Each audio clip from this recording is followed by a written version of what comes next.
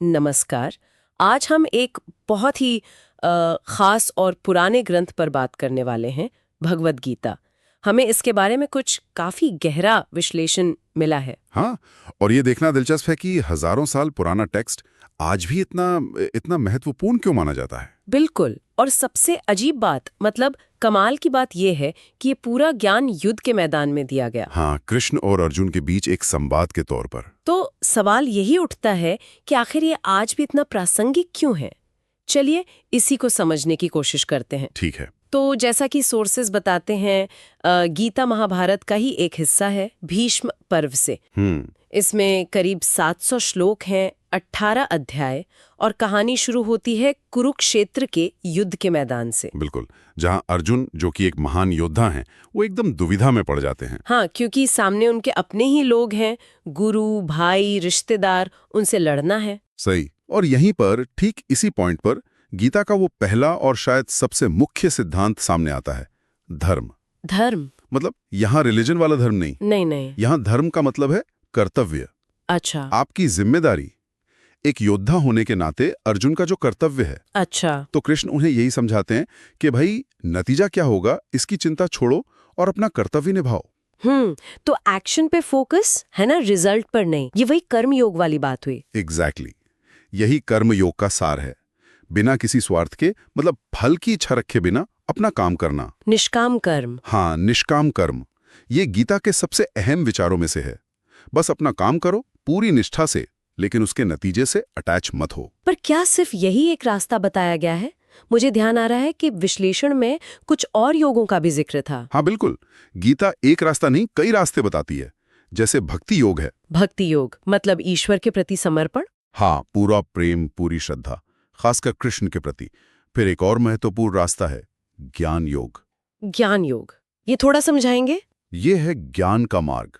मतलब आत्मा क्या है, ये शरीर क्या है, चेतना कैसे काम करती है, इस दुनिया की प्रकृति क्या है, इन सब चीजों की गहरी समझ हासिल करना। अच्छा, और यहीं पर वो विश्वरूप वाली बात आती है ना? कृष्ण अपना वो विराट रूप दिखाते हैं अर्जुन को। वो तो बड़ा ही नाटकीय लगता है। हाँ, वो विश्वरूप दर्शन एक तरह से अल्टीमेट रियलिटी का अनुभव है। वो दिखाता है कि सब कुछ उसी एक ईश्वर का ही रूप है, उसी परम चेतना का हिस्सा है। ये ज्ञान योग से ही जुड़ा हुआ है। समझ गई। और एक और चीज जो बहुत जरूरी है, वो है समत्व का कॉन्सेप्ट। समत्व, ये क्या है? संतुलन जैसा कुछ? हाँ बिल्कुल। जीवन में जो भी उतार चढ़ाव आते हैं, सुख दुख, सफलता असफलता, मान अपमान, उन सब में एक जैसा भाव रखना। मतलब न ज्यादा खुश होना, न ज्यादा दुखी। ये तो आज के जमाने में बहुत काम की चीज लगती है। इतनी भाग दौड़ है, इतना स्ट्रेस है। सही कहा। ये मन की शांति बनाए रखने के लिए एक बहुत प्रैक्टिकल तरीका है। गीता इसे बार बार कहती है। और ये पूरा टेक्स्ट संस्कृत श्लोकों में, सही है? और ये जो सवाल जवाब का फॉर्मेट है, डायलॉग का, इससे मुश्किल बातें भी आसान लगती हैं। हाँ, काव्य रूप में है तो सुंदर भी है और उसमें गहराई भी है। और ये संवाद शैली से समझने में मदद करती है। अर्जुन सवाल पूछते हैं, कृष्ण जवाब देते हैं। और युद्ध के मैदान को अक्सर लोग सिंबॉलिक मानते हैं, मतलब जीवन की चुनौतियों का प्रतीक। बिल्कुल, ज्यादातर इंटरप्रिटेशंस यही कहती हैं कि कुरुक्षेत्र सिर्फ एक बाहरी युद्ध भूमि नहीं है, वो हमारे अंदर का संघर्ष भी है। सही गलत की लड़ाई। अर्जुन हम सबके प्रतीक हैं जो उलझन में हैं। हाँ, और कृष्ण वो दिव्य मार्गदर्शन है जो रास्ता दिखाते हैं। अच्छा, पर इसकी अलग अलग व्याख्याएं भी तो बहुत हैं। जैसे मैंने पढ़ा कि गांधी जी ने इसे अलग तरह से देखा। हाँ, ये भी इसकी खासियत है।